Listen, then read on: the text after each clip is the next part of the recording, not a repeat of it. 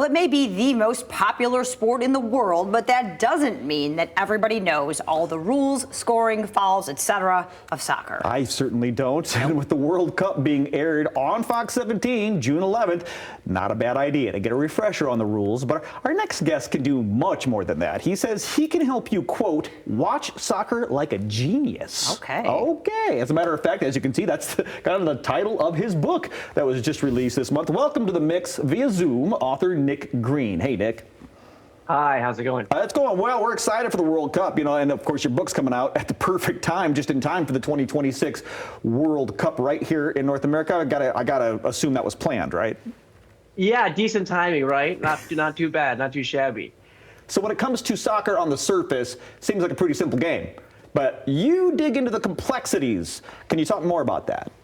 Yeah, soccer is a game that, unlike maybe baseball or American football, that takes it's hard to explain to someone who's never seen it exactly all the rules. Soccer, you just throw it on and you kind of get it. One ball, 2 goals, bunch of players, it's easy. But it's got a very long, complicated, convoluted history. I think it's fascinating. And my book sort of tries to explain that in the most entertaining way possible. And I bring in experts in, irrelevant or seemingly irrelevant fields to gotta see what they love about the game, how they watch the game, and try to open it up a little bit more to as many people as possible. Well, let's talk about some of these people you're talking to. You're talking about people like grass experts and doctors, things like that. People who, right, kind of on the periphery of soccer. But, what made you decide to do it this way? It's just sort of how my brain works / doesn't work. I can't stay on a single path. I go into tangents all the time, and this just seems like a natural way to explore something. And you mentioned the grass, and I have a whole big chapter on grass.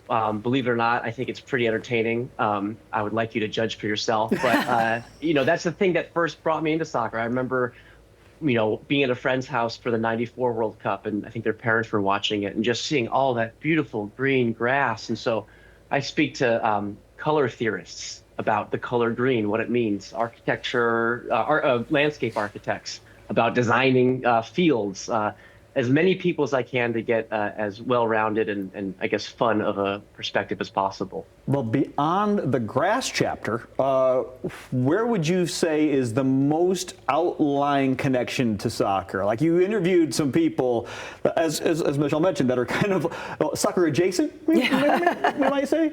Yeah. Yes. Yeah. And, for example, in the subhead of the title, I speak to stunt women.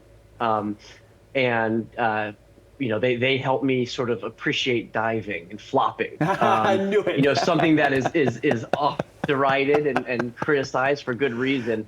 But I got to watch some diving compilations with a stunt woman, and she helped me realize that there's a lot of skill involved in falling and making it look real. I love that. That is such a good connection to put a stunt woman, because the soccer is so known. I mean, you touch somebody. Right. Oh my How do you make it look real? Right. Yeah. Is there one thing or fact or something that you learned that really stands out that was like, wow, kind of blew your mind? There's so much. One thing I loved learning was that passing, which is the most common thing you see in a soccer game. I mean, it's the most basic thing you'd think, had to be invented. When the game was sort of first played, at the level it is now in the mid 1800s, the first players were these aristocratic gentlemen who weren't really used to sharing. and they played the game just, as one of them famously said, for my own pleasure. And they would never pass. They wouldn't even look up. They'd keep their head down and dribble. And it was actually the first ever international game. It was between England and Scotland. And the English were much bigger, faster. Everyone would say more talented. And the Scottish had the advantage of being normal dudes. I mean, they were butchers and joiners. And the way they played the game was not selfishly. They had no qualms or problems sharing with each other. So when they played each other, the English were favored to win, but it was a very surprise draw, tie game, because the Scots knew how to pass.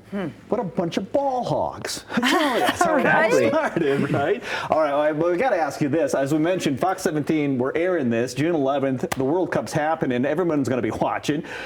Do you have I don't know, are you a soccer fan? I mean, do you have a favorite team? And then who do you think the dark horse is this year?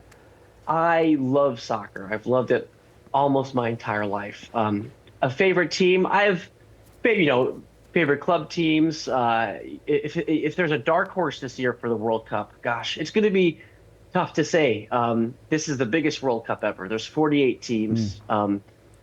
Up until the last one had 32. So there's going to be more participants. Gosh, I can't give you a dark horse. I just hope that all the games are entertaining. And wow, you know what? Let's try a dark horse. Actually, let's give it to Belgium. You just heard it. Belgium's winning the World Cup, Michelle. Belgium for the win. You didn't hear it. I take is. it back. Actually, I'm already doubting it. No, take it back. I just hope they all have fun. Yes, exactly. Nobody gets hurt. Right. And obviously, this is a fun take on the sport. I love what you did here. This is, a good book for everyone. Absolutely, right? Nick. Solid. Yeah. Good on you. Thank you so much for the time this morning. Thank you so much. I appreciate it. Thank you. Absolutely, and perhaps Belgium will be able to see Belgium win Count right here. On it. Starts No, June 11th. Scrub that. Remove it.